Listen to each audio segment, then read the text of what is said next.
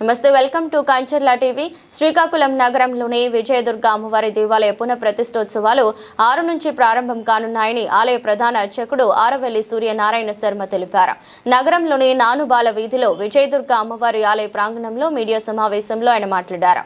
ఆలయ పునః ప్రతిష్ఠా మహోత్సవాలు 6 నుంచి ప్రారంభమై 10 వరకు కొనసాగుతాయన్నారు.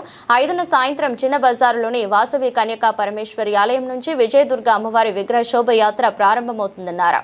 ఈ యాత్ర state bank of India main branch మీదుగా 7 రోడ్ల కూడలి నుంచి కృష్ణా పార్క్ శ్రీ విజయదుర్గ ఆలయం వరకు కొనసాగుతుందన్నారు. ఈ యాత్ర ప్రాముఖ్యత నృత్య దర్శకులు నీరజ సుబ్రహ్మణ్యం కోలాటం వంటి కార్యక్రమాలు నిర్వహిస్తున్నామని తెలిపారు.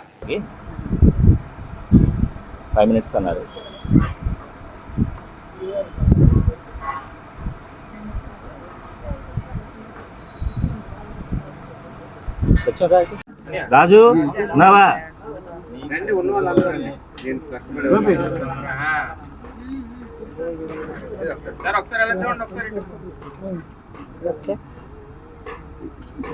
చెప్పండి, ఫొటోస్ తీసుకురా ఇలా చూడండి.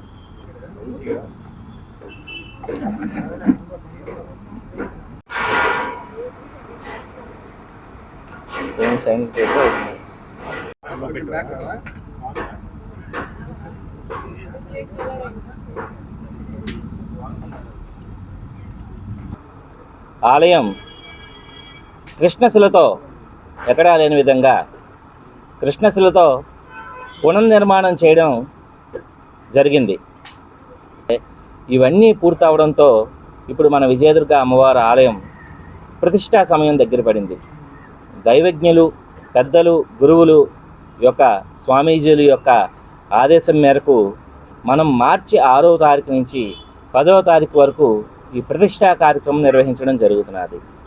ఇందులో భాగంగా 6, 7, 8 తారీఖులు శ్రీ విజయదుర్గ అమ్మవారి ఆలయ ప్రతిష్ట, 8వ తారీఖున ఉదయం 10:40 ప్రతిష్టా ముహూర్తం, అనంతరం 9, 10 కుంభాభిషేకం, 10వ తారీఖు ఉదయం 9:40 కుంభాభిషేకం ప్రారంభమవుతుంది.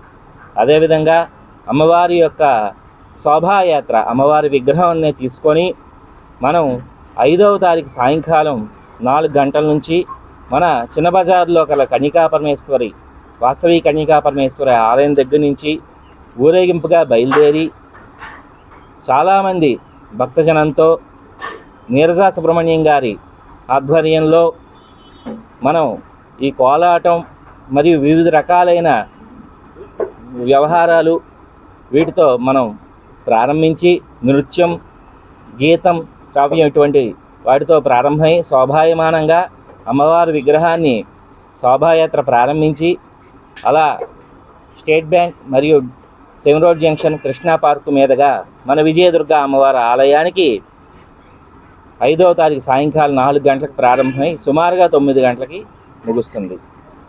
అదేవిధంగా చాలా విశేషమైనటువంటి విషయం ఏంటంటే, ఇప్పుడు ఇది చాలా విశేషమైనటువంటి విషయం, ఇంతవరకు రివ్యూ చేయలేదు, మనం ప్రెస్కే మొదటిసారి ఇస్తున్నాం.